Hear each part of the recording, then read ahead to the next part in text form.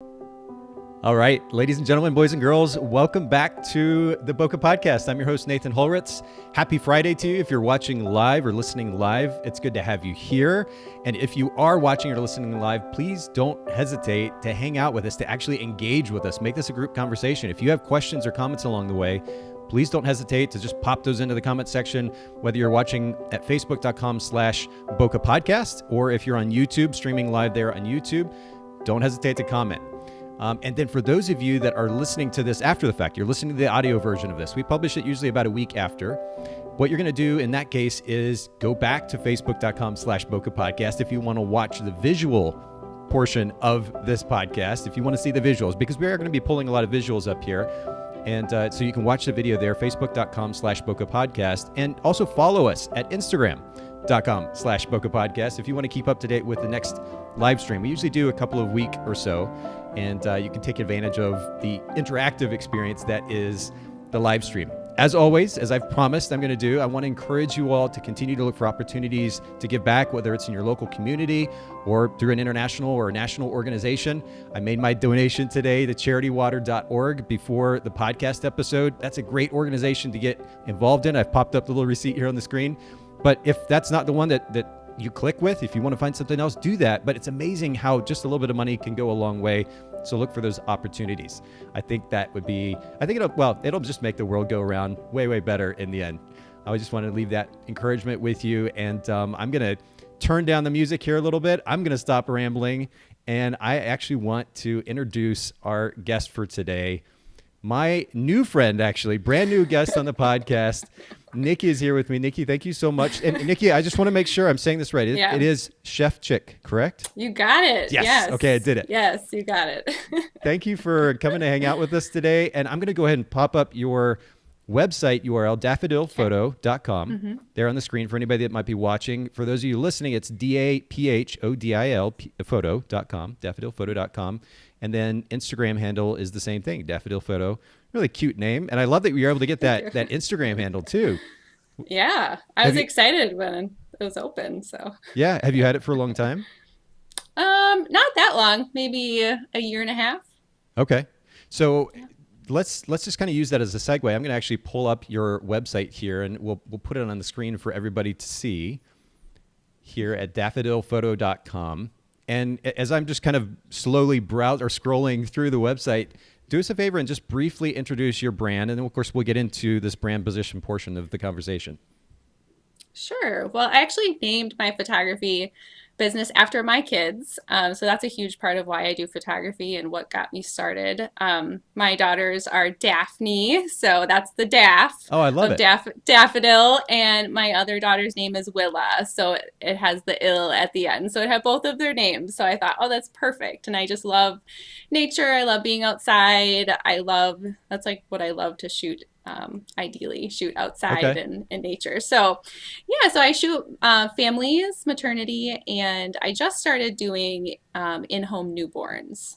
Okay. So those are kind of, my different genres. Okay. So, and we're going to actually talk a little bit about that because you're actually in a relatively, when I was doing a little bit of research before our conversation today, you're in a relatively small market. I know there's kind of multiple cities that make up a larger kind of conglomerate. We'll talk about that as well. But it's a relatively small market. Do you specifically live in Appleton, Wisconsin? I live in Kaukauna. Okay. So one of the neighboring little towns. Yes. Okay. Yeah. Kaukauna. Do you know the population? Oh my gosh, of Kaukauna? Yeah. Like just a few thousand? Oh no, there's more than that. Okay. Maybe, oh my gosh. Hopefully no one's listening from Kaukauna. Maybe 20? I don't know, 20,000 people. But Appleton is the biggest city. So I always say Appleton because that has a lot more people. Well, and I was, again, part of the research, I noticed that Appleton, when I just did a quick Google search, it was something like 73,000 or thereabouts population. The kind of conglomerate of towns in that area or cities in that area was something like 300, a little over 300,000 or thereabouts. So not a very large area, not a super populous area. And we're going to get to your position in that market here in just a little bit. For anybody listening and watching the show today, this is a special edition of the Bokeh Podcast. It's a brand position consultation, as you may have seen the title. And what I'm going to do with Nikki is just have some conversation about her photography business as it relates to its position in her marketplace.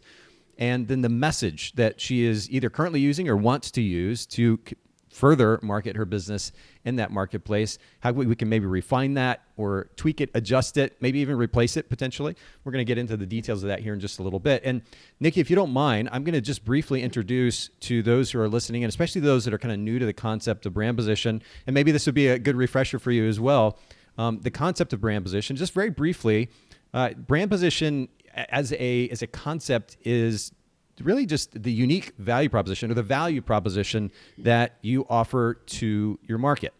What does that mean? Well, I'm a wedding photographer. That's a value proposition. There are people that are getting married in my marketplace. They need a wedding photographer. I have a value proposition to offer them. Now, hopefully, and we'll talk more about this in just a little bit, but hopefully that value proposition is unique. So maybe I offer a variation on the genre of wedding photography that makes me different from the other photographers around me. That's the unique value proposition. So definition of brand position, a good brand position, is just simply the unique value proposition that your business represents in the market. And the benefits, you might be asking, what's the purpose of this conversation? Well, the benefits are really kind of fourfold of a brand position, a clear and distinct brand position statement. Number one, it enables potential clients to immediately know your unique value proposition. And we'll talk, Nikki, here in just a little bit about the significance of placement of that value proposition statement on your website. By the way, you already do a great job of that, so props to you for that. But we'll come back. Thanks to you. Well, we're going to come back to that here in just a second. But then number two, it filters irrelevant potential clients. So if that value proposition statement is there on the homepage of your website, above the fold, as you have placed it, or it's on your social media profiles, and that's the first thing they see, it immediately acts as a potential filter for those potential clients that are coming to your website, to your social media profiles. They say, oh, Nikki does such and such. That either works for me, that's something I'm looking for, I'm interested in, or it doesn't, and they move on. So that's kind of nice because it minimizes the amount of work that you need to do in engaging with those who aren't really a good fit for your brand. Big value there. Number three, it simplifies and focuses marketing efforts. And we'll talk a little bit more about this as it relates to your brand as well, because I know you're kind of juggling two or three kind of big ideas as far as what your brand is about and whether or not to communicate those individual things or try to combine it all into one. But simplifying and focusing the message then gives us as business owners, myself included, by the way, even with my editing company or some of the other software that we're developing, if I have that focus, that literally drives everything that I do as a company, how I spend my time, what I'm doing with my team, and it really, really focuses my efforts. And so that's number four. It encourages better time management. I have this incredible focus, which means that I'm giving effort and energy to the things that are going to have the best effect for the sake of that brand position. And as a result, I'm better managing my time, which also hopefully means I have a little bit of time left over at the end of the day. Does that make sense? Yeah. Cool. I just wanted to set that kind of as a baseline then for those who are listening and are watching who may not be familiar with the concept of brand position. And I do want to be clear, as much as I talk about it here on the podcast, the brand position isn't the end-all be-all for the sake of marketing, but it is something that, number one, we don't talk a lot about in our photography industry. So I've kind of taken it, run with it. But I think it's a really important component of the marketing efforts that we put into our company because it establishes clarity, not only for the potential client, but also for ourselves as well, as, of course, we talked about in those benefits. So you mentioned the marketplace earlier, so we won't kind of rehash that, but what type of photography do you currently tell your clients or potential clients that you specialize in? Yeah, family photography and newborn photography. Okay, and I want to actually bring up your website again here, the current position statement. And again, props to you because you have it above the fold there. And for anybody listening who doesn't know what that means, very simply, whether you're on your phone or you're looking at it on your laptop or desktop computer, that position statement should be above the fold so that the moment somebody lands on your website, they immediately see the position statement. And Nikki is doing just that, play-based sessions for snuggly families. And we'll kind of dig into that statement, Nikki, as it relates to your brand here in just a little bit. But props to you for having it there above the fold. What I will recommend is whether you end up staying with this or going to something different, that you do have a slightly larger, probably a little more bold-faced font. And I know you don't want to interfere with whatever header images that you have there at the top of your website, but there might be opportunity to look for something that's got a little bit more negative space so it allows for that and then doesn't interfere with your imagery, because that's a beautiful, beautiful image. Anybody listening in that's not actually seeing the visual here, make sure you go to Daphodil Photo because Nikki's work is very, very beautiful. Thank you. Absolutely. Okay, I know I'm talking a mile a minute, but I'm going to come back to you, Nikki, because we have so much to get into. So you're currently specializing in family photography. I know you mentioned newborn photography. Mm-hmm. What percentage of the time do you do each of those? Like what makes up the most of your business? Most is family, especially families with young children. And then I also just started doing newborns. So that I'm starting to get more inquiries and I've done some sessions. But I'd say like right now, family is probably like 80% It and is. newborns probably like 20%. Yeah. So And I've done some maternity, but I kind of wrap that into family sort of too. sure. Well, and the reality at the end of the day, because of course we need to think about, it's funny, I was having a conversation actually with my son yesterday. We did brunch together and it was really good to just have that one-on-one time sitting and having brunch. But at one point, I think he said something about, I don't want to get into semantics. And I said, well, actually semantics do matter, especially when it comes to important points of conversation. Different people process words differently, but nonetheless, we give them a certain amount of meaning. And when we're trying to brainstorm to come up with an idea, what we say about that idea matters. It affects how we're processing it. So I think it's important. That being said, when I think about newborn photography, as you just pointed out, maternity photography, you can kind of roll into family photography. I would say the same thing about newborn photography, at least from the outside looking in. What are your thoughts about that?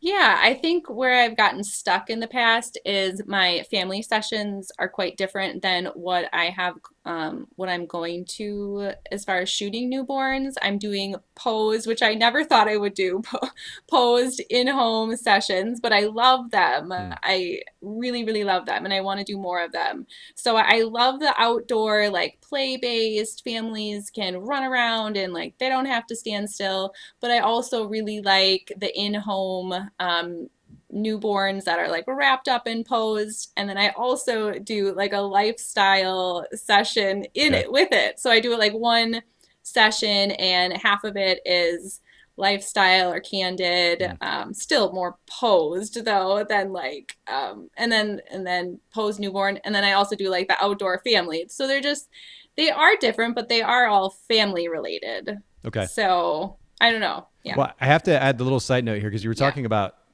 doing the lifestyle stuff and then the pose stuff and really a mix, right? Yeah. What I'm so glad that you're not doing, and actually I saw this as I was looking at your competition, I saw at least one other photographer doing this, is calling yourself a documentary photographer or a lifestyle photographer, but then like front and center, you have a bunch of posed pictures. So it creates this kind of mixed messages. So I like that you're going already, whether again, you stick with us or you go with something a little bit different, already you have a more general message that covers the bases. You don't need to say that you are this or that. As far as the style of family photography, what you're communicating to them is the style of session or the experience that the session currently offers. Yeah. I remember when I started, I was like, I'm gonna be a lifestyle family photographer. Nobody knows what that means. And I think in my head, I didn't really understand what it meant. I thought it was like documentary because I was documenting my own kids and like I wouldn't pose them.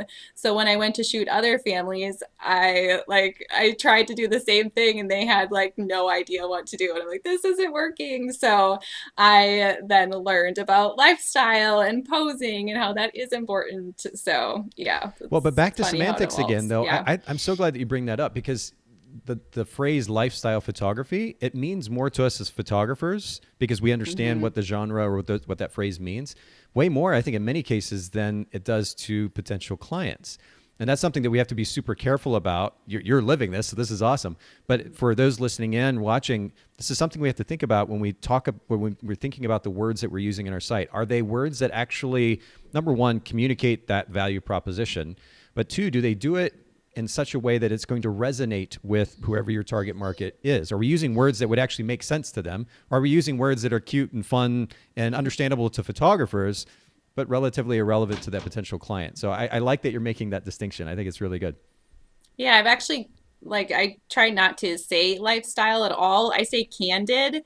And I've kind of got that from reviews that people have left me. Because they say like, look at your reviews and use the words that your clients are using to talk about your photography. Yes. So that's what I did. I pulled out like natural smiles, candid, like those words that they're actually using rather than me saying like, oh, I do lifestyle photography. I think Yeah. we tend to kind of overthink it again for the sake of kind of being cute or witty or whatever it might be. Yes. And And at the end of the day, really all we need to do is just tell the potential client what it is that we are offering them. What is the value proposition that we offer them? We don't have to get super creative in most cases. And especially, by the way, in your market, you really don't have a ton of competition as far as the message that is being conveyed, if there is any message at all on some of your competition's websites. So you're in a really great place that you can literally say what it is that you offer and leave it at that. And it doesn't have to be super complicated. And so we'll talk a little bit more about that here in just a second. But by the way, the reason, or at least one of the reasons that I asked you about what percentage of time you're giving to what genre of photography, especially for the context of our listeners too, is that if 80% of your business, as you said, is already about family photography, in this case, I still think that you can wrap newborn into that. So it makes sense. But for some photographers who are maybe doing wedding photography and then say family photography on top of that, it may be that they need to focus on whatever genre it is that it's already generating the most revenue for them. There's something to be said for hard work, but a lot of times if we see there's a much easier route to go that's already working really, really well, we don't have to stay around for the hard work just for the sake of staying around for the hard work. Go ahead and follow that road that's wide open. And so that's why I bring that up. I still think you're in a great place because you can kind of roll it all into one. And we'll talk a little bit more about messaging here in just a little bit. But what would you say in comparison to your competition in that, I guess you call it the Fox Cities area, is that right? The Fox Cities, yep. Fox Valley, Fox Cities, yep. Okay. So that kind of collection of towns and cities in that area, what would you say makes your photography brand unique in comparison to your competition?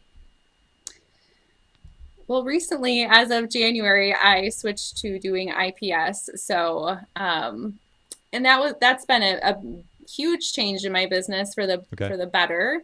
And I don't think there's a lot of photographers around here, especially without a studio, because I have my house and I go to people's homes, sure, which I think is a benefit to them, or I shoot on location.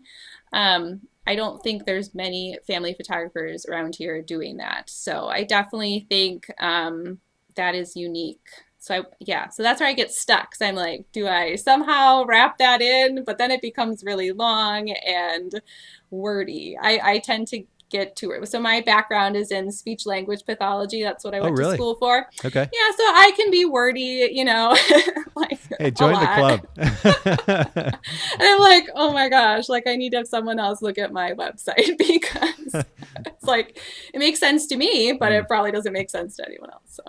Well, it's just a little tip. Maybe you've done this with your clients, but certainly for those that are listening in, a good thing to do might just be to have a few conversations with your existing clients, those who you already know are loyal to you, and get their outside perspective on what makes sense. Literally sit down with them or have them just look to your website and send you an email giving you feedback about what makes sense, what doesn't, what really just like grab their attention and what they tend to just kind of glaze over.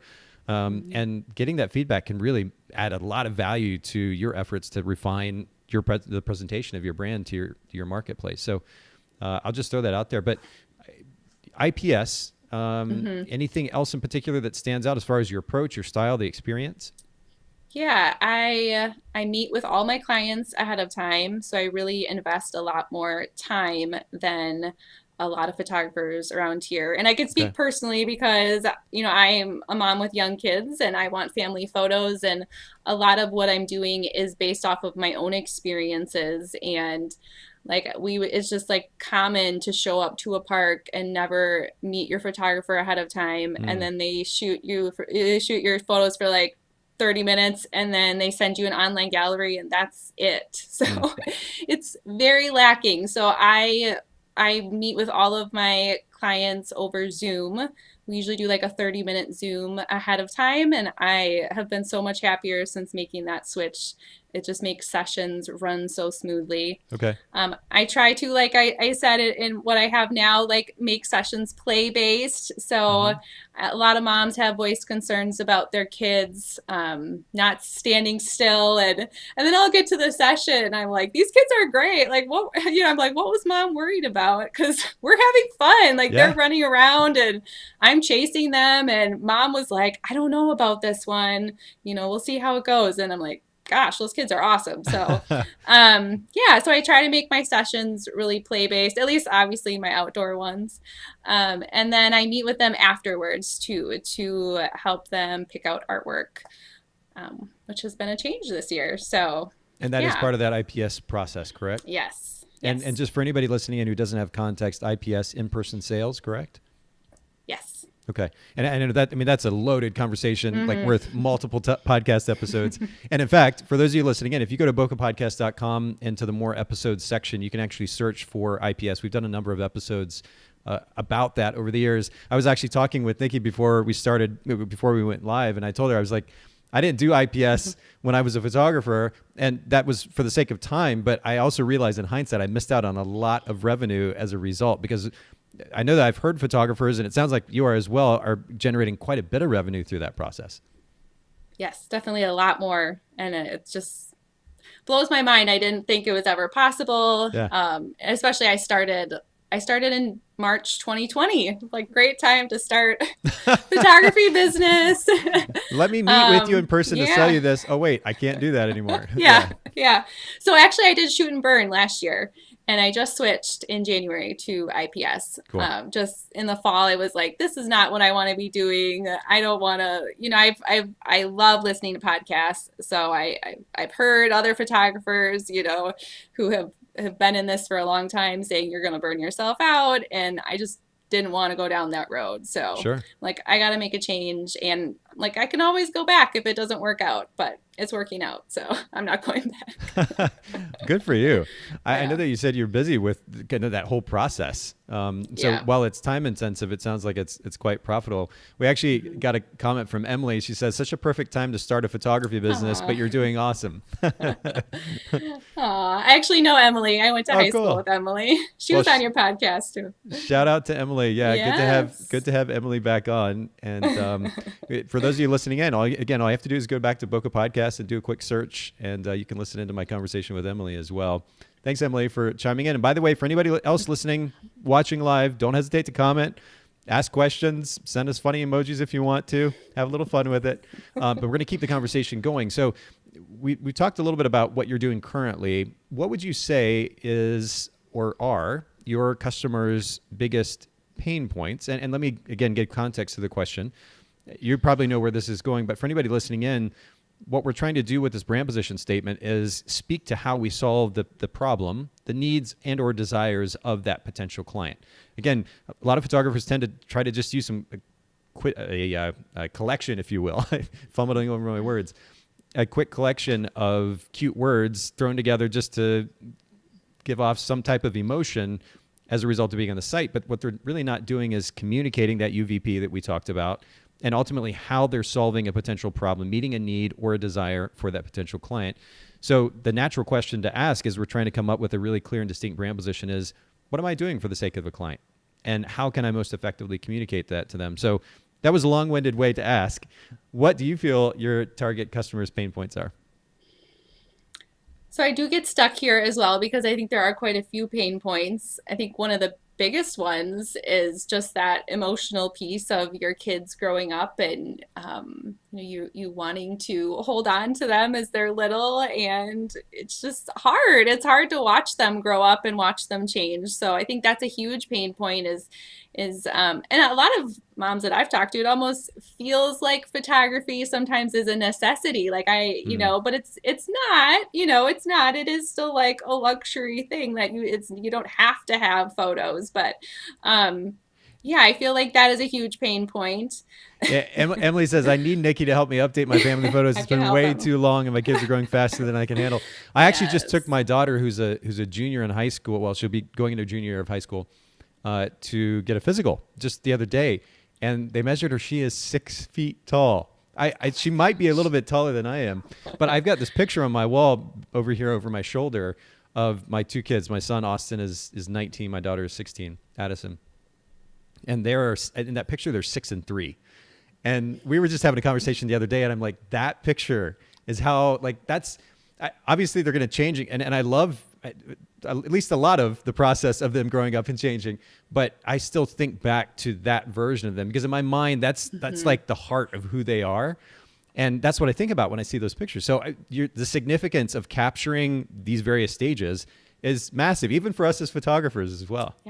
Yeah. And I think I've gone through, like, position statements where I've mentioned something about that, and then I always end up changing it because I'm like, that sounds too like cliche, like, before they grow up or whatever. So I've tried that, and it's not that I don't like it. I just think when I word it like that, it just sounds like too cliche. Like, Well, before they, I think I had for a while, it was like before they get any older or something like that.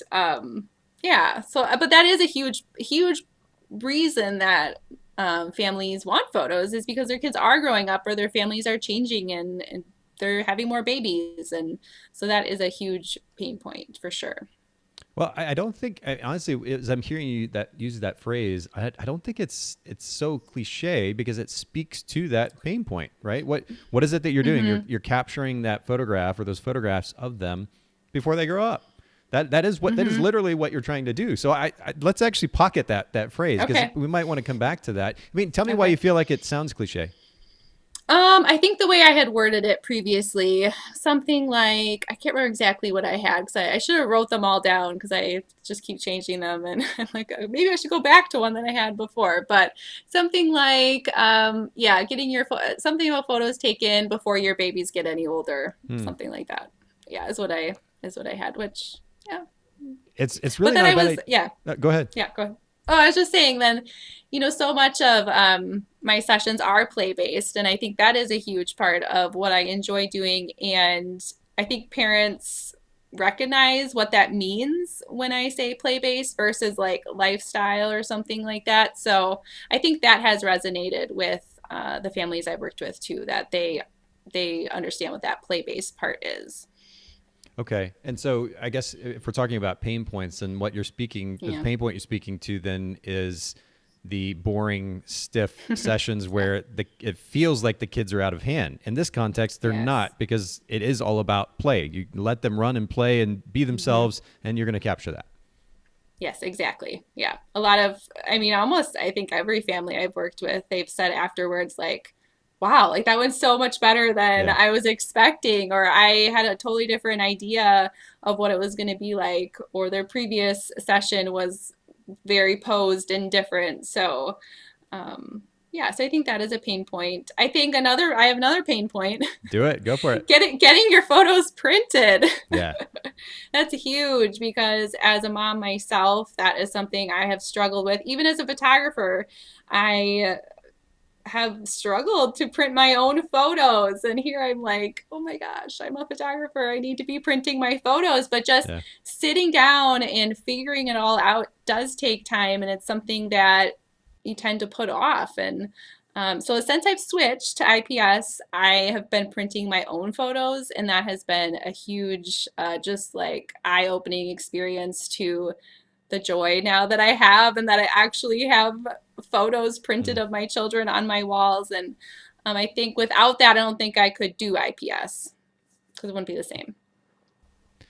That makes sense. So I'm literally, you may have seen me looking down. I'm taking notes here on a notebook, but so I've got written down as the pain points on the notebook here, capturing kids while they grow up or before they grow up, actually, and then the play based you're speaking to again, minimizing that discomfort and frustration and stress that comes from the kind of stiff sessions. You're focusing on the play based sessions, and then delivering on the photos. And this is an interesting one to me. And honestly, it's the one that kind of captured my attention the most because not a lot of photographers speak to that. The idea of lifestyle photography, it is the more common phrase, certainly than play-based sessions.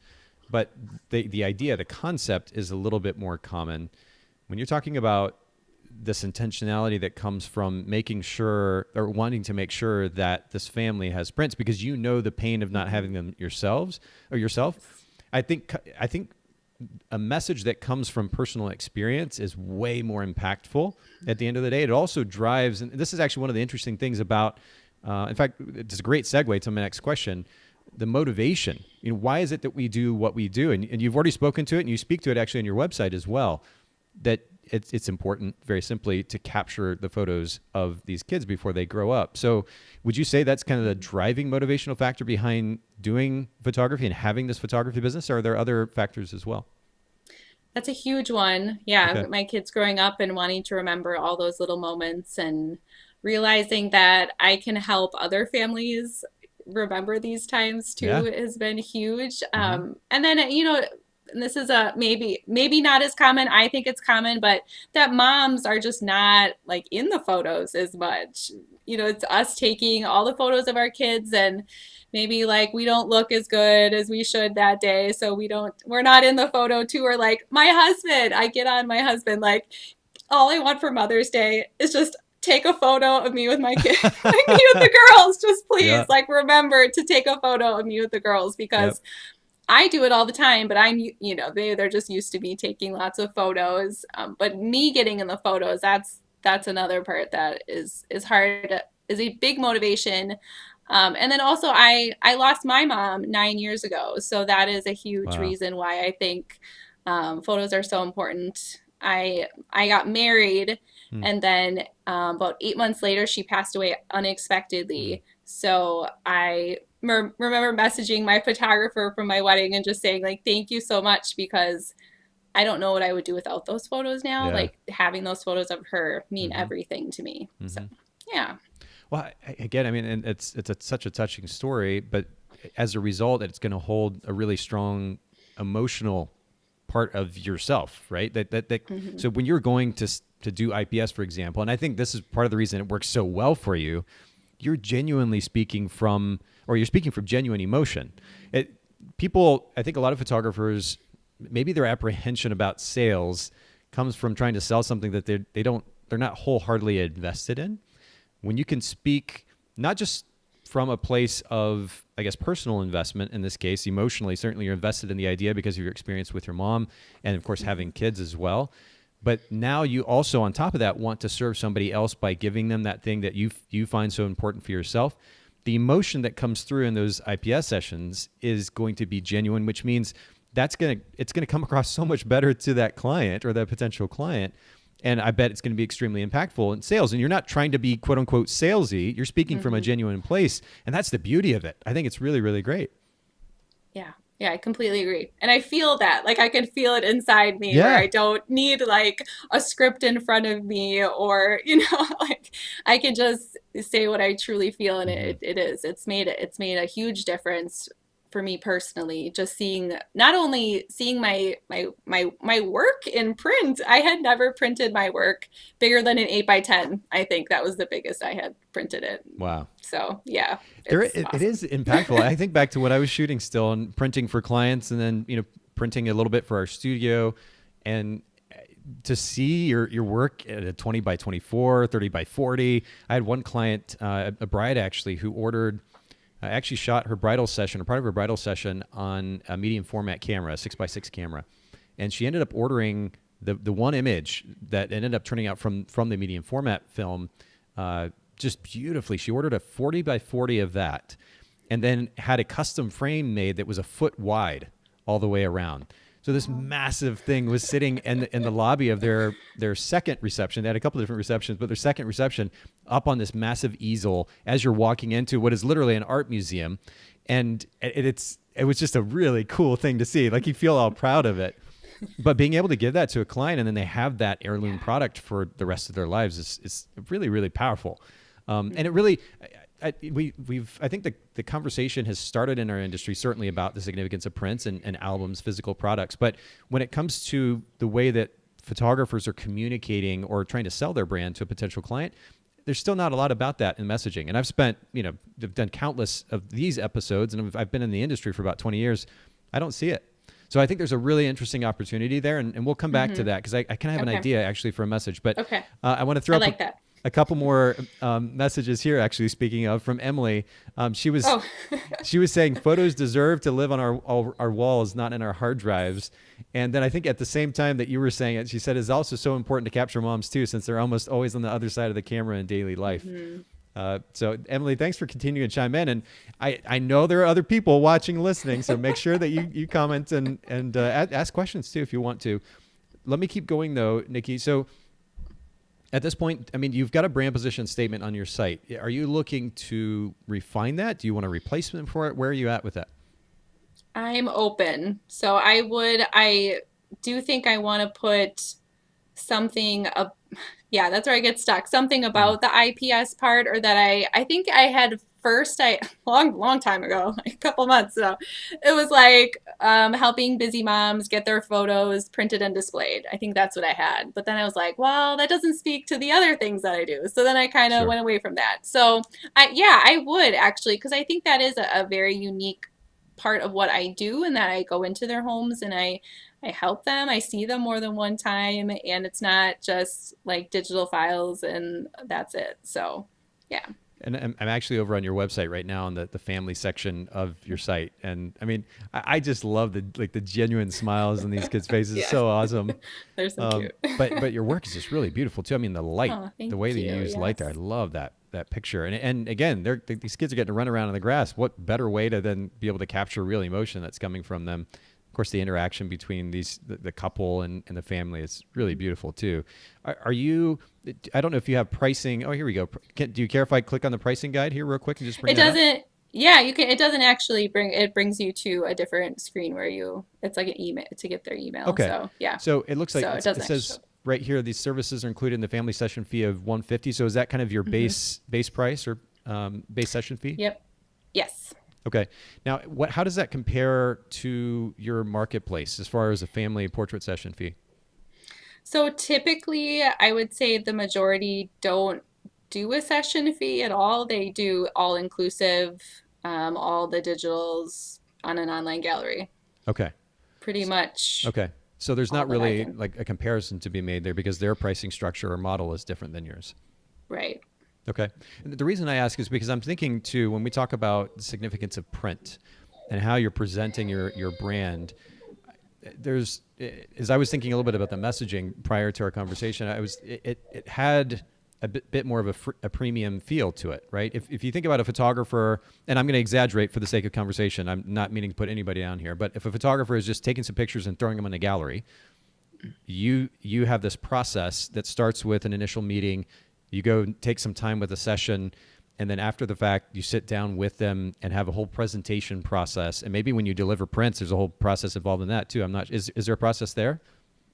I mean, yeah, I definitely like to have them open it in front of me so I can see that, Yeah. and yeah, it's definitely more of an experience An for experience, and sure. that's a great way to Yeah. sum it up. So I'm thinking about the experience that you're delivering, and I'm thinking of it as, and I'm projecting here, but I'm thinking of it more as a kind of a premium experience.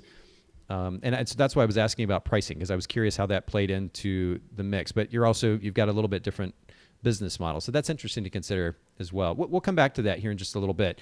So I guess at this point, what I want to do though, and what might be helpful for you, and again for our listeners, viewers, those who are with us live right now, one of the things that I think is the most important when it comes to establishing a clear and distinct brand position is awareness. We have to look at our marketplace. We have to look at what our so-called competitors are doing. I get the whole community over competition thing, but the reality is at the end of the day, the clients aren't thinking about that. They just want to find a photographer that they like and hire him. So we have to look at other photographers as, we'll put in air quotes, competition. And if we are competing against them, we need to know what they're saying so that we position ourselves against them or we stand out from them. And the problem, I don't know if you've seen this, Nikki, but like the thing that I've seen over and over and over again in our industry is that photographers tend to just kind of copy paste. Sometimes they'll call it inspiration, which it cracks me up actually, because really it's just copying, right? We're like, oh, that's a cool idea. Let me do that. It looks good. I like it too. Which is, I don't think there's anything wrong with it. But what happens then is we look around at photographers' websites, even in small marketplaces, maybe like yours, certainly in the Chattanooga area where I'm at in Tennessee, and you see a lot of the same messaging, a lot of the same style of imagery, a lot of the same Lightroom presets being used. I mean, it just kind of all runs together. So we need to be aware of what our marketplace is doing so we do something different. I will say your imagery and the way that you process your imagery actually looks different than the majority of your competition in your area. So you've done a great job of that. What we're trying to do now is also make sure that the message stands out and then everything is in sync as well. That's really important. And once you make the statement, it's not just words.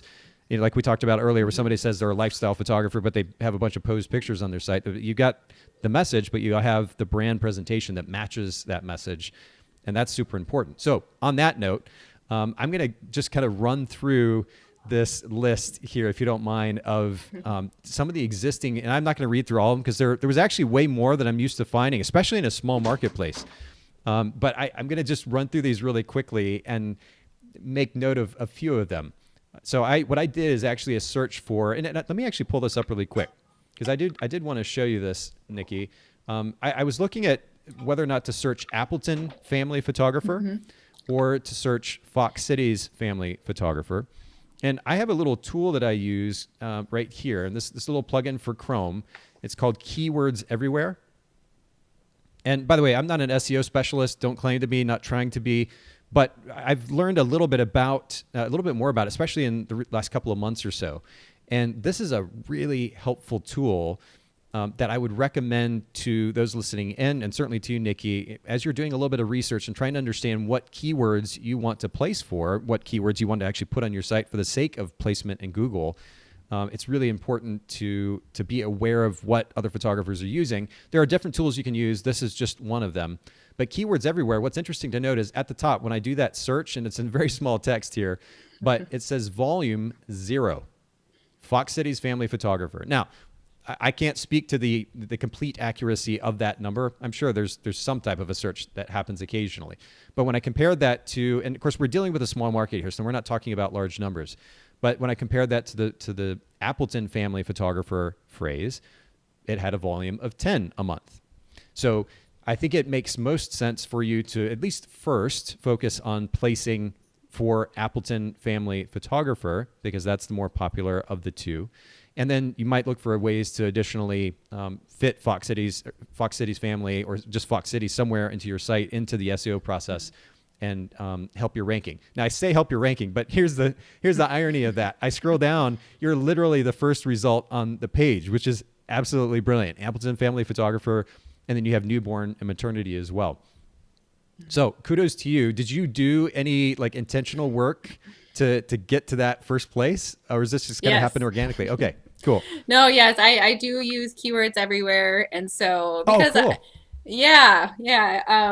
Kyle Goldie, his stuff has been super helpful. So he recommended it, and I did those searches to see what people, because I'm like, I don't know what if I'm looking for a photographer, what would I search for? So that has been helpful, and I've done blogging, and in a short amount of time, I feel like that has helped a lot.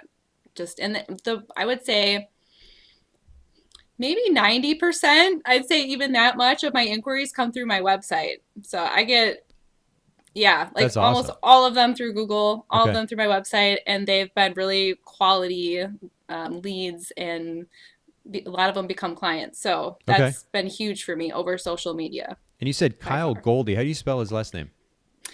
Goldie. IE. We may have to reach out to him, see if he wants to come do the podcast. Help teach us some of what he's done with you. That's pretty cool. He knows a lot. Yeah. Okay. Yeah. So I guess on that note, then what I've done, and I'll jump back over here to my list and take a look and see, because there's quite a long list. The goal here, of course, is to be aware of what other photographers are saying, to make sure that the message that we run with as a photography business owner doesn't mirror or match or sound like the other businesses. Just to give you a little bit of an idea, and like I said, I won't read through all these because there's probably, 25, 30 of them. There's actually quite a bit. This is the first 3 pages of Google results from that search that I just showed. I'm seeing a variety of things. Capture this beautiful life.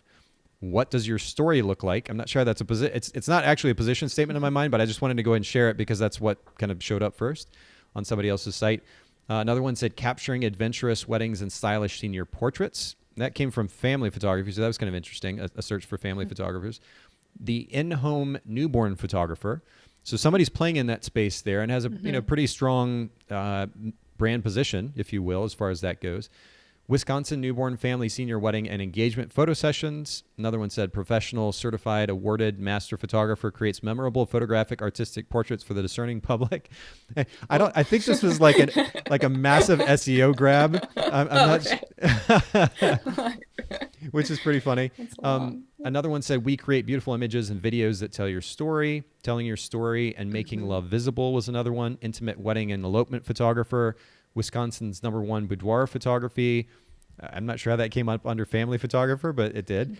capturing your senior life was another one. Another one said, bold, intimate, kind of nerdy. And of course, I'm not calling out any business names. This was an interesting, I guess you could call it a position statement, although not a strong one. But what was really odd about this to me was that it was laid over an image of a woman in labor who was kind of cuddling with her partner, but she was in labor. And then it said bold, intimate, and kind of nerdy. And it was like, it's a super, super powerful image.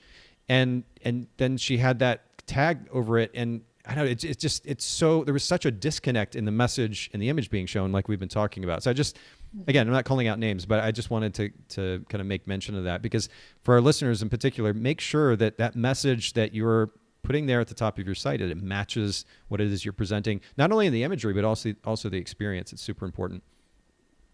Just a couple more. Let's see. This one, and this was a lot actually. Fine art photography, unique, sentimental, fun, specializing in newborns, family, maternity, and seniors. Just a little side note, if you could say that you specialize in something, don't list 5 things after it, because now you're kind of watering down the notion of specializing, because you're talking about, well, in this case, 4 things. I was exaggerating, but you're listing a bunch of things after it. So if you're going to specialize, truly specialize, it makes the message stronger, back it up with the imagery and the experience, and you're in a much better place. But it continues. It then says unforgettable, cherished, and relaxed. It was a lot. Another one said, be where your feet are. Not a position statement. Don't even know what that means.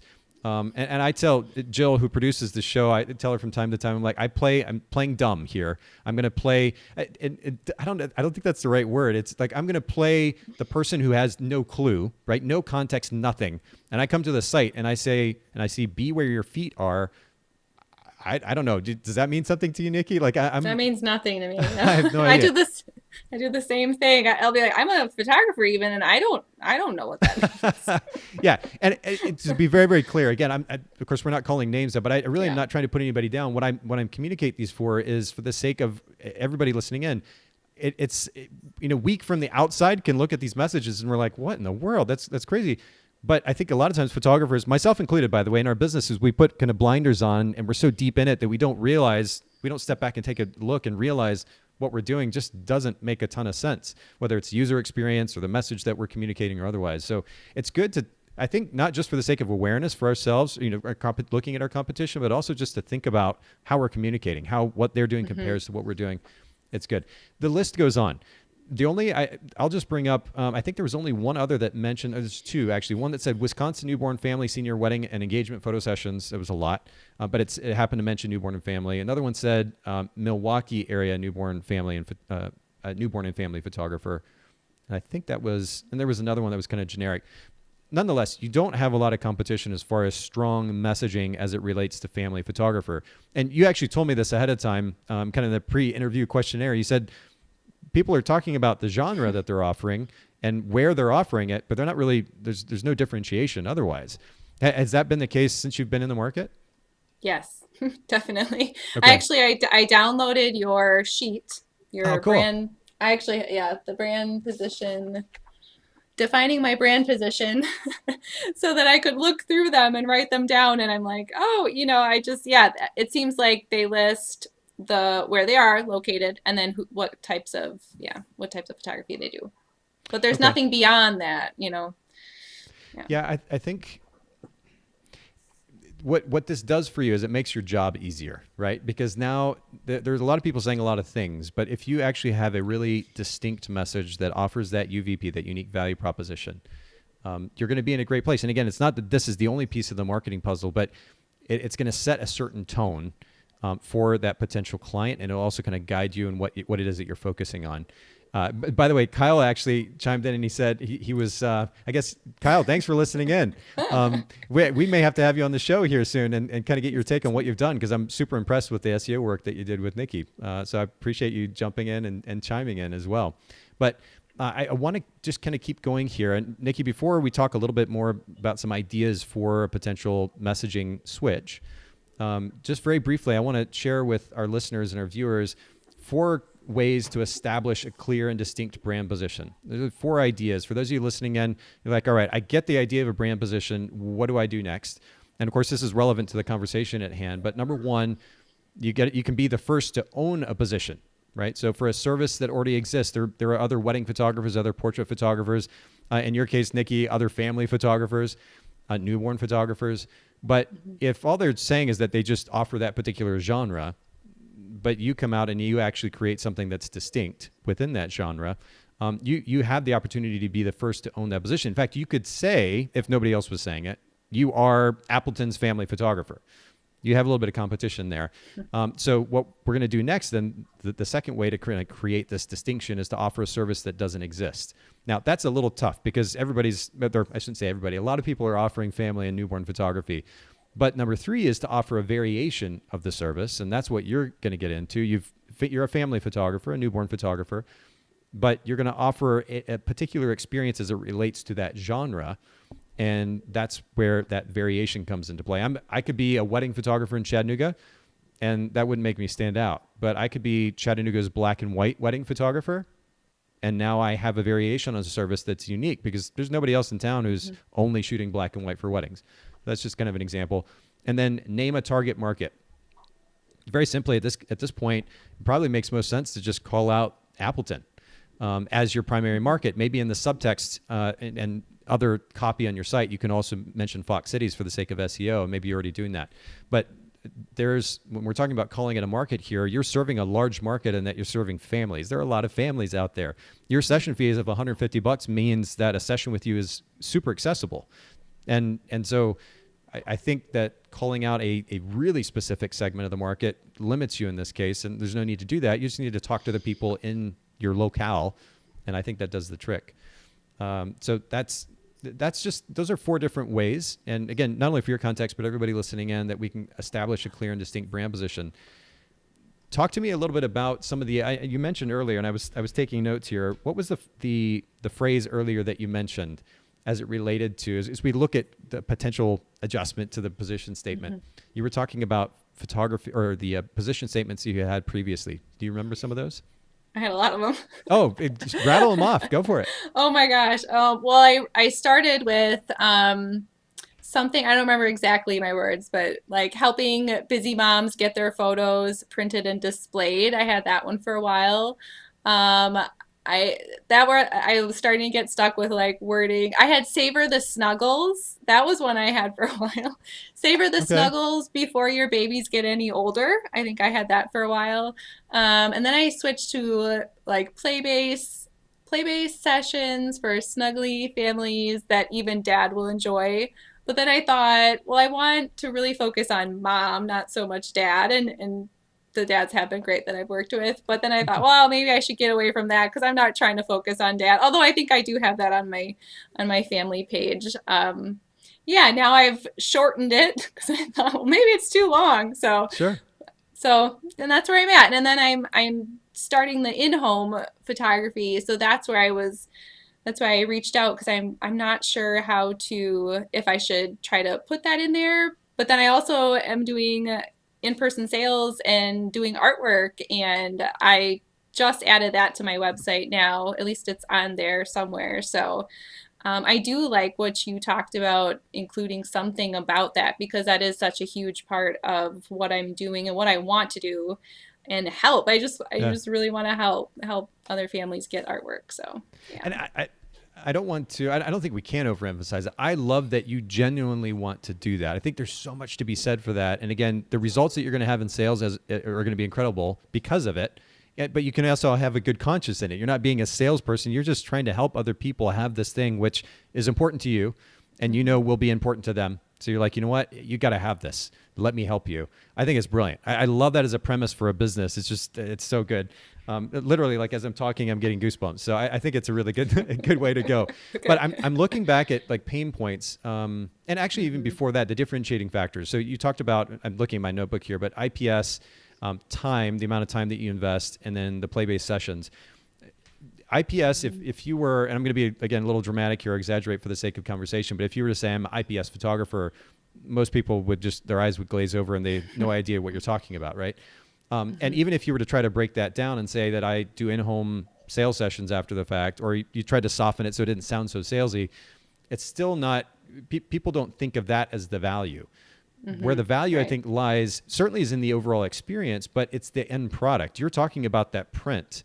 How is it that I can give this beautiful print to this family, or a series of prints to this family, to capture these moments that are limited as their kids grow up? That messaging, that line of messaging, or that thought process, I think is more where it's at than specifically highlighting the amount of time that you take coming to their house after the fact and doing a sales session. That's the logistical part of it, and that's true. But logistics, the clients don't care about. They want to know how you're going to make them feel.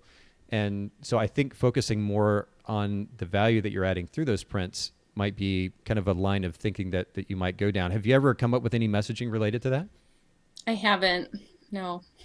So, and then just kind of backing up too, you were talking about savor the snuggles. Now, savor the snuggles, and maybe you already thought about this. If we go down that, and I know this is something you used in the past, but to me, that kind of limits you as far as your ability to work with families who have older kids who may not be in the mood to snuggle all the time. Did you think about that as you stopped using that? A little bit, and I just thought it was too simple. Not simple, but gosh, I thought it was too wordy to me. I'm like, oh, really? Maybe okay. I thought maybe I only understand what that means, or so. I like the alliteration, savor the snuggles. Okay. I think it's, Well, that's it's not bad. Yeah, It's not bad, I but do like alliteration. I was just thinking about the limiting your market, because again, you have a kind of a broad spectrum to work with family photography. Well, certainly there's a massive appeal to capturing the kids. If you want to expand on that, family photography can mean a wide variety of things. So not everybody's in the snuggly mood all the time, depending on the age or mood or otherwise. So, limiting yourself by using a word like that might be a little bit inhibiting. I'm trying to think of anything else here that you'd mentioned just offhand. Play-based sessions. So how important is it to you to communicate? Well, actually, let me ask you this. What's more important to you? The significance of delivering on that kind of heirloom finished product, the print. I think of this glowing halo around the prints as you're delivering these beautiful things that they're now going to hang up in their house. Is that concept more important to you and communicating that, or is the play-based concept more important to you? And I'll add a second question to that just to get you thinking. What is more scalable over the long run as far as the clientele that you're working with?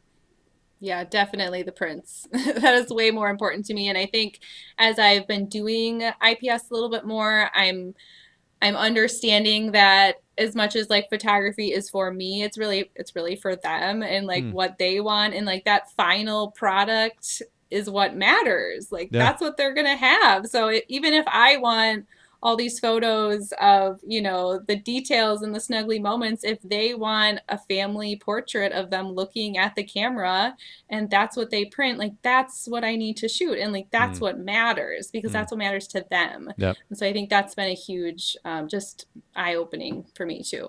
So yeah, definitely focusing more on helping them and what they want, and those prints is definitely more important. Yeah. I mean, what if you were to go to something like heirloom photographs for Appleton families? It specifies the service that you're offering. You're talking to a specific marketplace, but also simultaneously that word heirloom, and this is where I was thinking about premium earlier. Heirloom sounds premium to me. We're talking about, again, that halo around the print that you're delivering to the client. There's a significance and a kind of aura about that concept. And so when I'm thinking about this, I don't think it means that you need to take the playfulness out of the session experience. Like you said, you kind of adjust and flow and flex to fit the client based on the age and what it is that they're interested in, how they want to work. You're trying to make it as stress-free as possible for them, and that's great. Yeah. And you can depict that in the images that you show on your site. But if the focus is on delivering that end product, that print, that beautiful print, and it is about, really, it's about the longevity of that print, the significance that it carries for that family for many years to come. That phrase that I just said sounds a little stuffy, but if you say simply heirloom photographs for Appleton families, just as an example, now we're very succinctly and concisely capturing that concept. And then what you might do after that is just to come up with a subtext that builds on it just a little bit.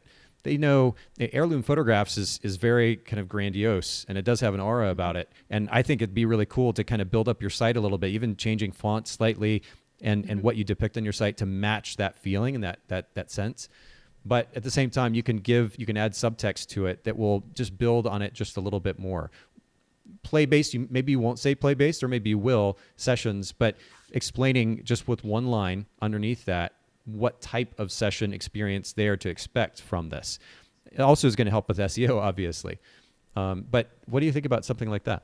Yeah, I like that. I think it would definitely position me differently. And then I want people to understand from the start what I offer, and I think it would be more obvious that I offer artwork and not like they have to, because I feel right now they kind of have to like search through my site a little bit and they don't always know that is what I am doing. So. Well, and I think what there might be an opportunity to do, your photographs are just, even just jumping back over to your site here, actually, that header image is so beautiful. And the one that I think comes right before it that you had on your, on the family photography page, again, beautiful use of light, lovely processing, really beautiful stuff. I wonder if there would be a way to, and I'm sure there is a way to not just simply highlight your beautiful imagery, but to do it in a way that then is communicating the significance of that experience, which is you delivering a print for them, or them, not even you delivering it, but them having the finished product of a print on their wall. How that could be depicted might take a little bit of brainstorming. Whether it is literally on the homepage of your site, the header image, whether it's your clients with what you can see in the background as a print of their family. Or maybe them actually viewing it in their house. If you could take a documentary style photo of the kid at the dining room table eating their Cheerios, but they're actually looking in the direction of that print on the wall, and that's what's in focus, and you see the significance of this and that kid in that picture too. The variety of creative ways you could probably come up with this, but depicting the significance of that end product and then having the tagline to go along with it, massive impact. I think, again, I'm getting goosebumps thinking about it, but like that kind of thing might be really powerful. Yeah, I like that a lot. And it definitely rings true for my own kids. I never printed my wedding photos. Oh, and we're about to celebrate our 10-year anniversary. And thank you. And I just got our wedding photos printed and my kids could not stop touching the album. And it was such a cool experience. So yeah, I definitely, if I can communicate that somehow, like albums and wall art and make that more front and center, I think that would be helpful. Cool. I think you've got a good direction. And, whether that's the exact phrase that you use or you tweak it a little bit and adjust it a little bit, I think that would be really powerful. Now, the caveat, again, is you're using maybe a bit of subtext under that to lend a little bit of context. The position statement is extremely strong, but adding a little bit of subtext, not only for the sake of context, but for SEO purposes as well. Because to be real, I bet if you were to do a search for heirloom photography Appleton, nothing's going to come up, right? We have to keep in mind the significance of the key phrases and terms that people are going to be searching for. And you've got to have that there on that homepage to maintain the placement that you currently do, which is, again, brilliant. But when they do land there, boom, they immediately know, because that message is so strong. You've got the imagery to back it up. And the person's like, oh, I get it. And they're going to somebody else's site. And, frankly, some of the websites that I looked through they're just kind of like haphazard, and it's a little bit of a mess. They land on your site and it feels premium immediately. I wouldn't dare use that word in my brand positioning or messaging, because it is cliche, but you're communicating that sense and feel along with the significance and the aura around this message. And you've got the imagery to back it up. And then, of course, the importance of just following through on delivering such an experience that matches that message. It's going to be a really cool thing. I'm excited actually to hear where that may end up going for you. Awesome. I'm excited too. Cool. Any other questions? Any other thoughts? Anything we should throw out there for our listeners and viewers that are still watching live? No, just thank you so much. Oh, I do have one thing. Yeah. I have a funny story. So when I started doing photography, I would listen to the Bokeh Podcast all the time. And I was like, someday I'm going to be on the Bokeh Podcast and then I'll know I've made it. And today is that day. Oh, you told. So now I can quit. Just kidding. Well, Jill, actually, who produces our podcast, she says, I'm seeing another episode in a few months with Nikki helping other photographers learn how to focus on IPS for family photography. So do we get to do an episode 2? Phew, I would love to. Okay, awesome. Well, maybe we can come back to that. And for everybody listening in, don't hesitate to comment and make suggestions. And I think that might be something we have to come back to. I'm curious, actually, because we have done some episodes on IPS, but not a ton of them. And I think there are even some principles associated with that would be helpful for other people in other sales positions, not just for selling photographs. So yeah, maybe we'll have to come back to that. Yeah, I've definitely gone back and searched, like you said, I've searched IPS and listened to all the Bokeh ones on cool. IPS. So yeah, that's been super helpful. So it's just so cool. It's cool. Well, you're cool too, Nikki. Thank you so much for coming and hanging out with us. I really appreciate you doing this and letting us share this conversation. I know it's a little personal, but the fact that you're allowing us to share this with everybody else too, I appreciate. And I hope it's valuable to others listening in. I hope it's valuable to you. For everybody listening in, make sure that you check out show notes and other episodes as well. If you just go to bokehpodcast.com, make sure that you go follow Nikki. You can find her at daffodilphoto.com. You see that up there on the screen. And then Daffodil Photo on Instagram. We'll put that in the show notes. Thank you so much, Nikki.